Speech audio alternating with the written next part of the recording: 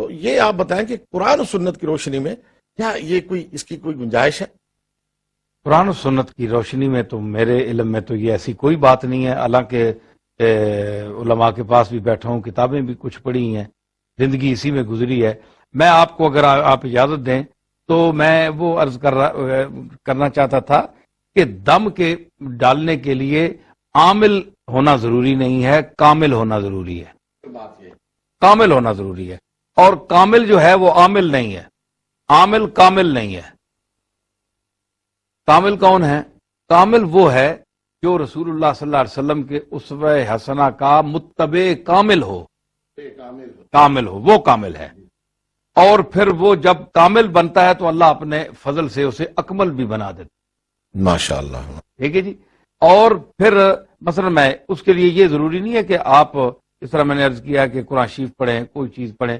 اب کوئی شخص قرآن مجید کی آیات کی افادیت سے تو انکار نہیں کر سکتا، لیکن آپ کسی خاص چیز کے لیے پڑھیں یا ایک کاروبار کے لیے پڑھیں تو وہ افادیت کھو جائے گی، ختم ہو جائے گی، کیونکہ اللہ نے یہ کاروبار چلانے کے لیے یہ نہیں اتارا، پڑھنے کے لیے، تدبر کے لیے، تفکر کے لیے اتارا ہے اور عمل کے لیے اتارا ہے۔ تو جب کامل آدمی ہوتا ہے تو اس کی زبان سے جو چیز نکلے اللہ اسے قبول فرماتا ہے۔ مثلا میں اپنے حضرت پیر مہر علی شاہ صاحب کا ایک واقعہ پیش کرنا چاہتا ہوں۔ ایک ہمارے شاہ صاحب تھے، ان کے مرید پیر امام شاہ صاحب لودرا، وہاں ملتان کے قریب ایک جگہ ہے، وہاں کہتے تو ان کے دانت میں درد ہو گیا بہت۔ وہ بیچارے روتے آئے اور سرائکی زبان میں وہ کہنے لگے، ہائے سائیں ڈاڈی پیڑے، ہائے سائیں ڈاڈی پیڑے، یعنی مجھے بہت درد ہے، بہت درد ہے۔ تو اپنے پیر صاحب حضرت پیر مہر علی شاہ صاحب سے عرض کی، اب میں کامل کی بات کر رہا ہوں، تو پیر صاحب اب چاہیے تو یہ تھا کہ پیر صاحب قرآن شریف پڑھتے، کوئی حدیث کا جملہ بولتے، یہ کرتے کچھ نہ کچھ۔ تو آپ نے کیا کیا، آپ ان سے بڑی مہربانی فرمایا کرتے تھے، وہ مرید بھی تھے اور خود وہ بہت بڑے عالم تھے۔ تو پیر صاحب نے فرمایا، اچھا سائیں، شاہ صاحب بہت ڈاڈی پیڑے، ڈاڈی پیڑے، وہی 3 مرتبہ ان کے جملے دہرا کر ان کے منہ پہ کہنے لگے منہ کھولیں۔ انہوں نے منہ کھولا، آپ نے دم ڈالا، اللہ نے شفا دے دی۔ اب وہ بڑے سمجھدار تھے، انہوں نے کہا حضور انہی الفاظ کی میں اجازت چاہتا ہوں، اگر آپ میرے پاس کوئی آئے تو میں فرمایا آپ ڈال دیا کریں یہی الفاظ کہہ کر۔ وہ جب تک زندہ رہے جی، کوئی دنیا میں ان کا جو مرید آتا تھا جہاں کی کوئی تکلیف ہو، وہی لفظ ہائے سائیں ڈاڈی پیڑے وہ کر کے جناب دم ڈال دیتے تھے، اللہ اس کو شفا۔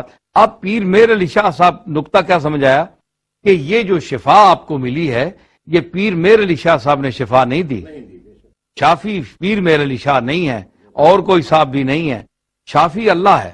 پیر مہر علی شاہ صاحب اتباع سنت اور قرآن و سنت کی تعلیمات پر چلنے میں اس قدر انہوں نے وہ مقام حاصل کر لیا تھا، اللہ کا قرب، توجہ اللہ، انابت اللہ، رجوع اللہ، تو اس مقام پر فائز تھے کہ ان کے منہ سے اگر کوئی بات بھی نکل جاتی تھی تو اللہ تعالیٰ اسے قبول فرما لیتا تھا۔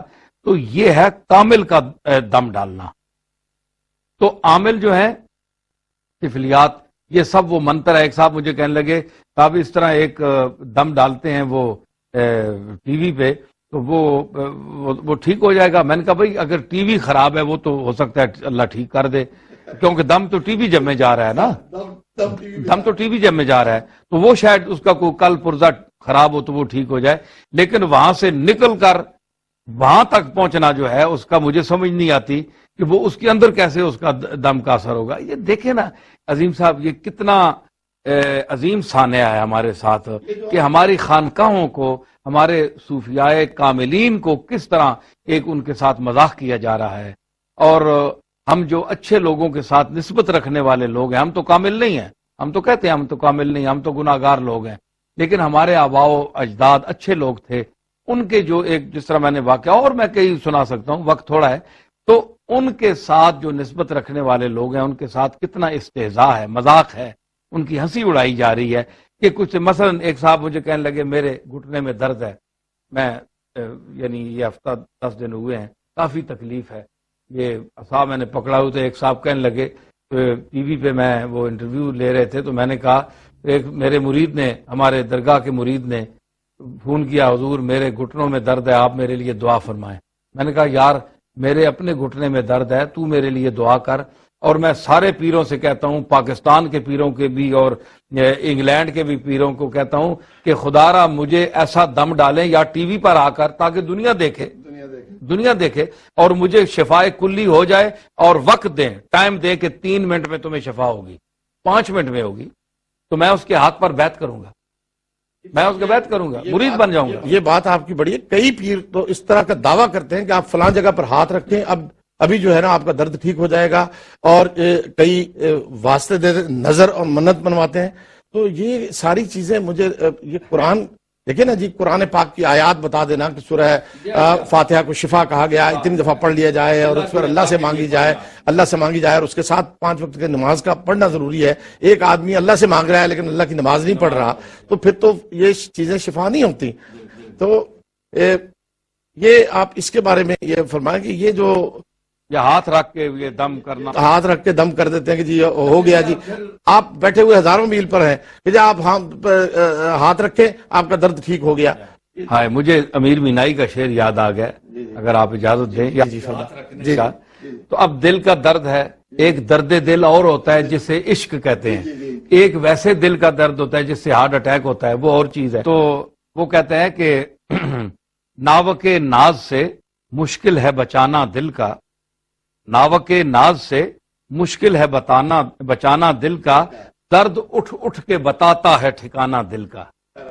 درد اٹھ اٹھ کے بتاتا ہے، ایک تو وہ درد ہے، وہ درد دل اللہ مجھے آپ سب کو نصیب کرے، لیکن ایک یہ درد دل ہے کہ ایک بے ٹھکانے درد ہو جاتا ہے، جو ٹھکانہ ہم بتا بھی نہیں سکتے، وہاں درد ہو جاتا ہے، تو پھر کیا کریں گے؟ بھائی سر میں ہو گیا، ہاتھ لگانے کی جگہ تو ہم بتا سکتے ہیں۔ یہ جو بعض اوقات یہ جو ہے کہ بعض پیران نظام سے خانقاہی نظام میں بیعت کا سلسلہ جو تھا ایک مروج تھا۔ اب میں قطع کلام کر رہا ہوں، میں یہ نظر اور منت کا بات، ہاں جی، کہ وہ جناب آپ تو ماشاءاللہ جانتے ہوں گے کہ یہ آج کل کیا ہو رہا ہے۔ اللہ کے سوا تو نظر اور منت کسی کے لیے نہیں ہو سکتی۔ اللہ کے سوا نظر عبادت ہے، اور عبادت اللہ کے سوا حرام ہے کسی شخص کے لیے۔ یہ جتنی منتیں مانتے ہیں کہ یہ فلاں صاحب، اس پر پیر میر علی شاہ صاحب نے بڑی فاضلانہ گفتگو کی ہے اپنے الہ کلمت اللہ فی بیان ما احل بہ لغیر اللہ، اس اپنی تصنیف میں۔ اس میں وہ فرماتے ہیں کہ ایک نظر شرعی ہے، ایک نظر عرفی ہے۔ تو نظر شرعی جو ہے وہ اللہ کے لیے خاص ہوتی ہے، نظر عرفی یہ ہے کہ آپ مثلا ایک کہتے ہیں کہ میرا اگر اللہ نے یہ کام کر دیا تو 2 لاکھ 10 لاکھ جتنا بھی نفع ہوا، اس میں 50,000 داتا صاحب کے لنگر پہ وہاں دیگیں دوں گا، تو وہاں دوں گا جہاں مہمان آتے ہیں وہاں کھائیں گے۔ پیر میرے علی شاہ صاحب فرماتے ہیں کہ جو نظر آپ نے اللہ کی مانی ہے، کام وہ کرے گا، داتا صاحب نہیں کریں گے، کام اللہ کرے گا، لیکن آپ یہ کریں کہ مصرف اس کا جو خرچ کرنے کی جگہ ہے وہ آپ کسی مدرسے کو بنا لیں، کسی خانقاہ کو بنا لیں، کہ پیر صاحب کو بنا لیں کہ ان کو دیں گے، یہ جائز ہے۔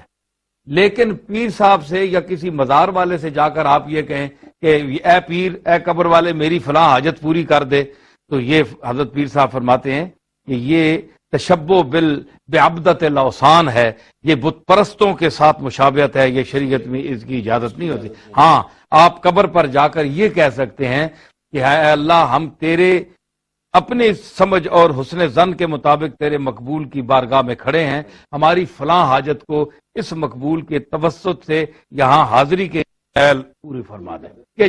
مانگنا اللہ سے، غیر اللہ سے نہیں مانگ سکتے، غیر اللہ سے نہیں مانگ سکتے۔ جناب یہ سجادہ نشینی جو ہے، بیعت جو ہے آج کل ہر کوئی شخص کہتا ہے بیعت کا ایک مروجہ طریقہ ہے، رسول اللہ صلی اللہ علیہ وسلم کے طریق پر صحابہ کبار نے لی ہے، اولیاء اعظام نے لی ہے۔ لیکن آج کل تو یہ عجیب سلسلہ ہے کہ جناب ٹی وی پر بیٹھ کے کوئی کہتا ہے کہ جی اجازت دے دو جی، ہاں جی، یہ اجازت ایک عجیب سی ہو گئی ہے۔ کیا اس کا تصور ہے، کیا اس کے بارے میں آپ فرماتے ہیں؟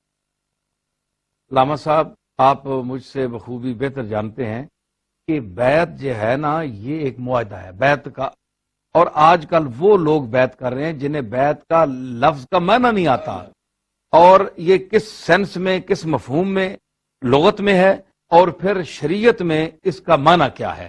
اور حضور علیہ الصلوۃ والسلام نے بیعت رضوان کے متعلق جو آیات ہیں اور جس کا ذکر قرآن مجید میں بھی ہے کہ ید اللہ فوق ایدیہم فمن نکث فانما ینکث علی نفسہ ومن اوفی بما عاہد علیہ اللہ فسیؤتیہ اجرا عظیما. یہ قرآن کی وضاحت ہے کہ معاہدہ ہے ہاتھ میں ہاتھ دے کر، جس طرح آپ ایک معاہدہ کرتے ہیں پنچایت میں اس طرح بیٹھ کر یار سارے ہاتھ ملاؤ اس بات پر کہ ہم ایسا کریں گے، یہ ہے بیعت. اصل کس کا معنی یہ ہے. تو حضور نے صحابہ سے یہ بیعت لی تھی کہ اس بات پر فلاں فلاں پر، عورتوں کی بیعت لی تھی کہ وہ چوری نہیں کریں گی، زنا نہیں کریں گی وغیرہ، قرآن نے بھی اس میں ذکر کیا ہے. تو یہ ایک طریقہ ہے، لیکن اس کو ہم نے ثابت کرنے کے لیے جناب کہ یہ بیعت ضروری ہے تو آپ کریں پیر بننے کے شوق میں کہ جو پیر جس خانقاہ میں پیدا ہوا وہ ضرور بیعت کرے. تو اس کے لیے حضرت پیر مہر علی شاہ صاحب نے اپنی کتاب میں آداب شیخ بھی لکھے ہیں کہ جو بیعت کر سکتا ہے، جس کو اجازت ہے، اس کے لیے عالم دین ہونا ضروری ہے. عالم دین ہونا، پھر جناب متقی جو ایک معیار ہے اللہ کے نزدیک، اس میں تو انبیاء ہی پورے اتر سکتے ہیں، اس تقوی کے مقام پر تو کوئی ہے، لیکن بہرحال اپنی طرف سے وہ گناہوں سے بچا ہو اور کم از کم عالم دین ہو، وہ بیعت کر سکتا ہے. جس کو دین کی کوئی سمجھ ہو، جو بات سمجھ سکتا ہو، کوئی بیان کر سکتا ہو، کوئی لکھ پڑھ سکتا ہو. اب ایک ان پڑھ آدمی جس کو دین کا پتہ ہی نہیں ہے، وہ کس بات پر بیعت کرے گا؟ یہ بیعت کوئی پیسے بٹورنے کے لیے تو نہیں ہوتی کہ آج کل تو جس طرح عام طور پر یہ ہوتا ہے کہ مرید جو ہیں وہ ان کو اپنے چیلے بھیج دیے جاتے ہیں اور جو 10 آدمی لے آئے گا اس کو خلافت مل جائے گی، تو اس نے 10 آدمی گھسیٹ کر لے آیا. اب ظاہر ہے کہ جو ان پڑھ لوگ ہیں وہ کہتے ہیں ہم نے جی ان کے ہاتھ میں ہاتھ دیا ہے، یہ ہمارے پیر ہیں. اب یہ ان کو پتہ نہیں ہے کہ یہ پیر صاحب کو کچھ آتا جاتا بھی ہے کہ نہیں، دین بھی پڑھے ہوئے ہیں کہ نہیں، ان کو کچھ ان کے پاس علم بھی ہے یا نہیں. وہ کہتے ہیں اب جو وہ نذرانہ دیں گے، پیسے دیں گے، وہ پیر صاحب کو دیں گے. آج کل پیسہ بٹورنے کے لیے زیادہ مرید بنانے کی کوشش کی جاتی ہے تاکہ زیادہ سے زیادہ جو ظاہر مرید ہوگا وہ پیسے ان کو دے گا. تو اصل جو روح ہے تصوف کی وہ ختم ہو رہی ہے. پیسہ بٹورنے کا ایک طریقہ ہے. اللہ ماشاءاللہ کوئی دنیا میں ہو تو میں نہیں کہہ سکتا، اچھے لوگ بھی ہیں، لیکن کاملین مشائخ کا تصور تو ضروری ہے. یہ ان کا دیکھ رہے یہ چیز ہی ان کی ہے، یہ چیز ہی ان کی ہے. ہم لوگ تو ویسے ہی ہیں، اصل تو چیز ان کی ہے. تو کم از کم جس ناج پر انہوں نے یہ بیعت کا طریقہ اختیار کیا تھا، اور اس پہ حالانکہ بڑے اعتراضات بھی ہیں بیعت پر. وہ اب ایک طبقہ ہے وہ کہتا ہے جناب بیعت جو ہے وہ ضروری ہے، اس کے بغیر انسان جو ہے وہ ابلیس جو ہے شیطان اس کا پیر ہوتا ہے، جس کا یہ ایک غلط بات ہے. اس کا کوئی وجود نہیں، نہ یہ حدیث ہے، پتہ نہیں کس کا قول ہے، انہوں نے حدیث بنا دی، کوئی حدیث نہیں ہے.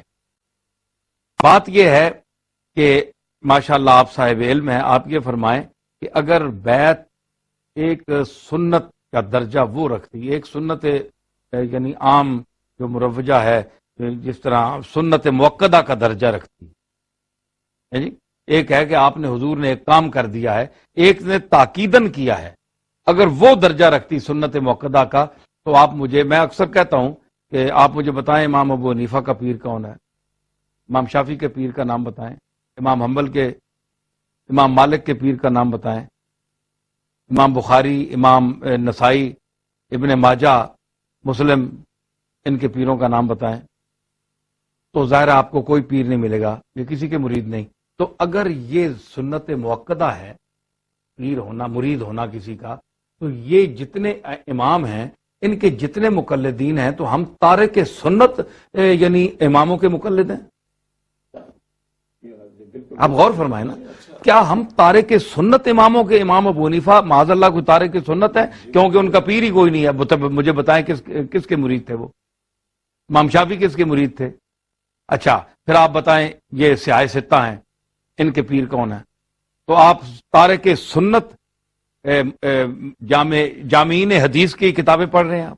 گویا یہ سنت موقدہ نہیں ہے. اگر کوئی کامل شیخ مل جائے جو نسبت رسول کے ساتھ اس کا تعلق ہو تو پھر اس کے ہاتھ میں ہاتھ دیا جائے، ورنہ ایسا عام آدمی کے. اگر یہ آپ کہیں گے تو اب تک جن مسلمانوں نے بیعت کسی پیر کی نہیں کی، کیا وہ مسلمان نہیں ہیں؟ دار اسلام سے خارج ہو گئے؟ تو ایسے لوگوں کی بیعت نہ کرنا بہتر ہے کرنے سے. کرنے سے نہ کرنا بہتر ہے جو جاہل ہیں، جن کو پتہ ہی نہیں، جو صرف ایک گدی پہ یا ایک درگاہ میں بیٹھ کر وہ بیعت کر دیتے ہیں، اور ان کو نہ بیعت کا مفہوم پتہ ہے، نہ وہ کچھ دین کے متعلق بتا سکتے ہیں، نہ قرآنی تعلیمات ہیں، نہ علم ہے، نہ کچھ بتا سکتے ہیں، نہ کسی سوال کا جواب دے سکتے ہیں، تو وہ ان کو کیا حق حاصل ہے کہ وہ بیعت کریں؟